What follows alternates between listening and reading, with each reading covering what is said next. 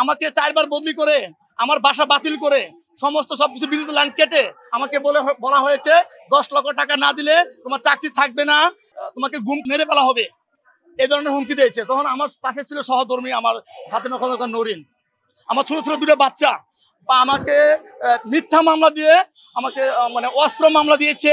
তারপরে আগুনে পুড়ে ফেলেছে মিরপুর মডেল থানা, এই ধরনের মামলা দেওয়া হয়েছে। আমি ফায়ার সার্ভিস চাকরি করি, আমি মানুষের সেবা নিয়োজিত। আমি দিন রাত পরিশ্রম করে, আমাদের বেতন অল্প কিন্তু সৎভাবে আমরা নামাজ পড়ি 5 ওয়াক্ত। আমার 2টা সন্তান কোরআন শরীফ পড়ে আমার জন্য দোয়া করেছে। আল্লাহ আমাকে অশেষ রহমতে আপনাদের দোয়ায়, সাংবাদিক ভাইদের দোয়ায় আমি জেল থেকে জামিনে এসেছি। আপনাদের কাছে দোয়া চাচ্ছি। আমার কোনো অপরাধ নাই, আমার ছোট ছোট 2টা বাচ্চা, আমি কোথায় দাঁড়াবো? আমাকে কেন বেআইনিভাবে এইগুলি করা হয়েছে আমি কিছুই জানি না। শুধু একমাত্র আমি জানি আমার নেতা ব্রিগেডিয়ার আসম হান্নান শাহ, উনি আমার আত্মীয় বিদায়, উনি আমাকে চাকরি দিয়েছে। এই সূত্র ধরে এই অত্যাচারগুলি চালিয়ে যাচ্ছে। আমি 3টা বছর ধরে আমি বেতন, রেশন, মেডিকেল চুরি কিছুই পাচ্ছি না। এই একজন ডাইরেক্টরের পিএ সুহেল রানা, আরো কিছু কর্মকর্তা আছে, 3 তলার উপরে 4 তলা কোয়ার্টার বানাইছে, কিন্তু একটা লোকের নামে 2টা কোয়ার্টার থাকতে পারে না। উনি কোয়ার্টারে এখনো বসবাস করছে। আর ডাইরেক্টর জনাব মোহাম্মদ মুজাম্মেল হক স্যার বলেছে তদন্ত কমিটি হচ্ছে, আমরা দ্রুত ব্যবস্থা নিব, কিন্তু এখনো পর্যন্ত ব্যবস্থা নেওয়া হয় নাই। সরকারের রাজস্ব ফাঁকি দিয়ে টাকাগুলি লুট করে কিছু কর্মকর্তার নামে কন্ট্রাক্টারি লাইসেন্স দিয়ে, ওর বউয়ের নামে লাইসেন্স দিয়ে এই বিল্ডিং এর উপরে 3 তলার উপরে 4 তলা অবৈধ কোয়ার্টার করেছে। ফায়ার সার্ভিসের মহাপরিচালক 200 কোটি টাকা দুর্নীতিবাজ, সেই ব্যাপারে কথা বলার কারণে আমাকে চাকরি থেকে সাসপেন্ড করা হয়েছে। সাসপেন্ড করে উনি আমাকে বলেছে, হান্নান তুমি কাগজপত্র নিয়ে আসো, তোমার সব সমাধান করে দেওয়া হবে। পরে আমি দুপুর 2টার দিকে অধিদপ্তরে যাই। অধিদপ্তরে যাওয়ার পরে আমার সাথে অনেকক্ষণ কথা বলা হয়েছে। কথা বলার পরে তারা কোনো সমাধান করতে পারে নাই। 10 তারিখে কোনো সমাধান করতে পারে নাই। 10 তারিখ আনুমানিক সন্ধ্যা 6টায় আমি অধিদপ্তর থেকে ভাড়িয়ে আসি। আমার মিরপুরে কোয়ার্টারের উদ্দেশ্যে বাসায় যাব। আমাকে 20-25 জন লোক এক কালো গাড়িতে ধরে নিয়ে যায়। আমি কিছুই বলতে পারি না, কিছুই জানি না, চিনি না। নিয়ে রাখা হয়েছে, আমাকে গুম করে রাখা হয়েছে।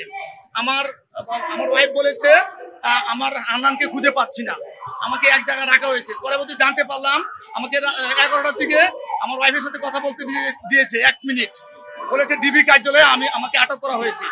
পরবর্তীতে আমার ওয়াইফ আসি, আমাকে খুঁজে পায় নাই।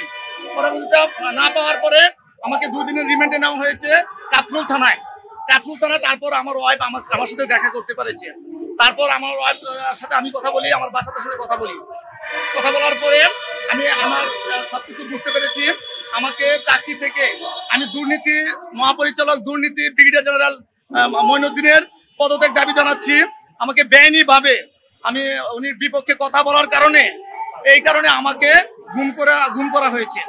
আমাকে অধিদপ্তরে নিয়ে বলেছে কাগজ সংশোধন করে দিবে, সংশোধন করে দেয় নাই। না দিয়ে তারপরে পাল্টা আমাকে গুম করা আটকায় রাখা হয়েছে। আমি সাংবাদিক ভাইদেরকে অসংখ্য ধন্যবাদ জানাচ্ছি।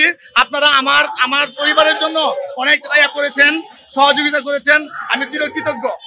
আমার 2টা সন্তান, তারা রাত আমাকে ছাড়া ঘুমাতে পারে নাই, সেই কারণে আমি তাদেরকে অনেক দূরে থাকা হয়েছে। তারপরে আমাকে জেলে পাঠানো হয়েছে, একটা মিথ্যা মামলা দেওয়া হয়েছে। সেই মামলা আমার নথিতে এজাহারে কোনো নাম নাই। আমাকে চাকরি দিয়েছেন আপাশিয়ার কৃতি সন্তান ব্রিগেডিয়ার জেনারেল আসম হান্নান শাহ, সাবেক মন্ত্রী, সাবেক আর আত্মীয় বিদায়। সেই সূত্রে ধরে আমাকে বেতন, রেশন, মেডিকেল ছুটি সহ সমস্ত সব ভাতা সব বন্ধ রাখা হয়েছে।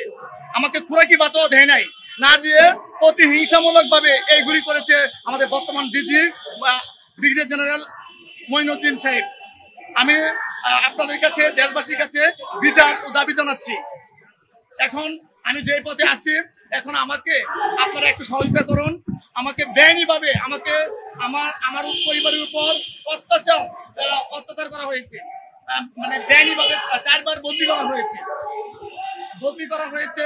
আমার পরিবারের উপর হুমকি দেওয়া হয়েছে। আমার পানির লাইন, গ্যাসের লাইন, বিদ্যুতের লাইন সব কেটে দেওয়া হয়েছে। কোনো চিঠি দেয় নাই, কোনো কিছু দেয় নাই। একটাই ষড়যন্ত্র, গভীর ষড়যন্ত্র করে আমাকে এই দুর্নীতিবাজ মহাপরিচালক 200 কোটি টাকা দুর্নীতি করেছে। চাকরির নিয়োগ বাণিজ্য থেকে শুরু করে এমনকি মানে উনির ভাই সহ আরো আমাদের ফায়ার সার্ভিসের কিছু কর্মকর্তা আছে, এখনো কিন্তু অধিদপ্তরে বসে আছে, তারা কিন্তু চেয়ার ছাড়ছে না। এমনকি ডকুমেন্ট আমার কাছে আছে, চাকরি এক একটা লোকের কাছ থেকে 20 লক্ষ টাকা করে নিয়ে এইগুলি করা হয়েছে, চাকরিতে অ্যাপয়েন্টমেন্ট দেওয়া হয়েছে। যেমন আমার কাছে 10 লক্ষ টাকা দাবি পর্যন্ত করেছে। আমি একটা ছোট কর্মচারী, ফায়ার ফাইটার, আমি এত টাকা দিয়ে বদলি হয়ে ঢাকা কিভাবে আসবো? আমাকে বদলি করা হয়েছে নারায়ণগঞ্জ থেকে বাজিতপুর, কিশোরগঞ্জ, কল্যাণপুর, তারপরে গরিপুর, তারপরে ময়মনসিংহ সদর আমাকে সংযুক্ত রাখা হয়েছে। এখানে আমার পরিজন, আমি যখন ছুটিতে বাড়িতে আসার পরে আমি বলেছি, স্যার আমাকে কেন পানির লাইন, বিদ্যুৎ লাইন কেটেছেন? উপরে নির্দেশ আছে, কিন্তু উপরে নির্দেশ থেকে আমাকে চিঠি দেন, পত্র দেন, কিছুই দিতে পারে নাই।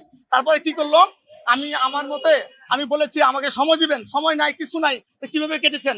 গভীর ষড়যন্ত্র, আওয়ামী লীগের এই এক চক্র ছিল এখানে, সেই চক্র সে 3 তলার উপরে 4 তলা কোয়ার্টার বানিয়ে সরকারের রাজস্ব এখনো দিচ্ছে না, ফাঁকি দিচ্ছে। 2টা কোয়ার্টারে উনি বসবাস করতেছে বর্তমানে। এখন আমাকে এই ডিজির বিপক্ষে মুখ খোলার কারণে আমাকে মানে মিথ্যা মামলা দিয়ে আমার এদারে ভুক্ত নাই। আমার ওয়াইফ আমাকে খুঁজে পাচ্ছে না, গুম করা হয়েছে। গুম করা হওয়ার পরে তারপরে আমাকে রিমান্ডে নিয়ে কোনো জিজ্ঞাসাবাদও করে নাই, 2 দিনের রিমান্ডে কোনো জিজ্ঞাসাবাদ করে নাই। তারপরে আমার সরাসরি কোর্টে দাঁড় করানো হয়েছে। তারপরে আমাকে আদালত, তারপরে আমাকে কেরানীগঞ্জে রাখা হয়েছে। সবাই এই ধরনের, সবাই জানে, কিন্তু কেউ মুখ খুলতে পারে নাই। এমনকি যারা মুখ খুলে তাদের উপরে হামলা করা হয়েছে। আমার ওয়ার হাউস ইন্সপেক্টর স্যার, আমার ব্যাটসম্যান, ফজর রাব্বি, উনির উপরে কিন্তু হামলা করা হয়েছে। আমার জানা মতে আরো আমাদের ফায়ার ফাইটার 20 জন আছে, ময়মনসিংহ থেকে শুরু করে, তাদেরকেও সাসপেন্ড করা হয়েছে। এমনকি একজন ফায়ার ফাইটার আছে জিয়াউর রহমান, তাকে ফেসবুকে বলেছে ফায়ার সার্ভিসের আত্মীয় না থাকলে, মামু বাগিনা তাদের চাকরি হয় না, এই কথা বলার কারণে তাকেও সাসপেন্ড করা হয়েছে। সবাইকে আটকিয়ে রাখা হয়েছে, তাদেরকে নামতে দেওয়া হয় নাই। আমাকে ডিজি মহোদয় স্যার বলেছে, তোমার কাগজপত্র নিয়ে আসো, আমি ঠিক করে দিচ্ছি। আমি অধিদপ্তরে গিয়েছি, একজন DD Mamunur Rashid sir, Mamun sir, Salauddin sir, Ohid sir, এই উদ্যত কর্মকর্তা সহ, তারপর আমাদের ডাইরেক্টর স্যার সহ, উনি আমাকে বলেছে, হানান তুমি কাগজটা নিয়ে আসো, সাথে সাথে তোমার কাগজটা সংশোধন করে দেওয়া হবে।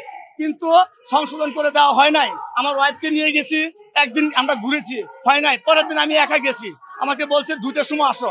আমি 2টা 2:30 দিকে গেছি, দেওয়ার পরে কিন্তু কিছু করে নাই। না করার পরে 6টার দিকে আমাকে খুঁজে পাচ্ছে না, আমার ফ্যামিলি 6টার পরে থেকে খুঁজে পাচ্ছে না। সর্বশেষ আমি চাচ্ছি, আমি দেশবাসীর প্রতি বিচার চাচ্ছি এবং দুর্নীতিবাজদের বিচার চাচ্ছি। আইনের আওতায় এনে বিচার করা হোক। আমাকে যারা বেআইনিভাবে গ্রেপ্তার করা হয়েছে তাদেরকে বিচার করা হোক। আমাকে মিথ্যা মামলা দিয়ে এইখানে আনা হয়েছে, তাদের বিচার দাবি জানাচ্ছি। আর আমার চাকরি বেআইনিভাবে বেতন, রেশন, মেডিকেল ছুটি সবকিছু বন্ধ রাখা হয়েছে বেআইনিভাবে, সেটা আপনাদের প্রতি আমি দাবি জানাচ্ছি।